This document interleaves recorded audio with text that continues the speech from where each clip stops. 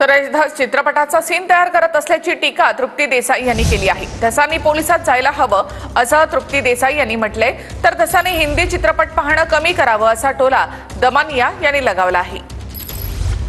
मला वाटतं की या प्रकरणाचा बाऊ करायचा आणि ते म्हणतात की खोक्या प्रकरणात सुरेश धस यांना विलन ठरवण्यात आलं।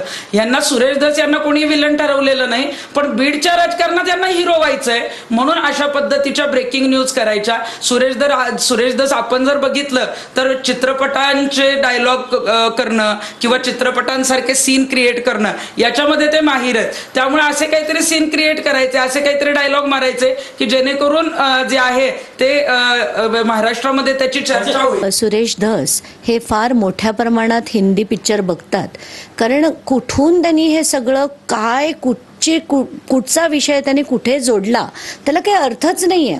बावनकुळेने केलेल्या गौप्यस्फोटामुळे ते धनंजय मुंडे यांना दोनदा भेटले, या गोष्टी जेव्हा बाहेर आल्या तेव्हा त्यांच्या त्या इमेजला तडा गेला। त्यानंतर सतीश भोसलेचं सगळं प्रकरण बाहेर आलं।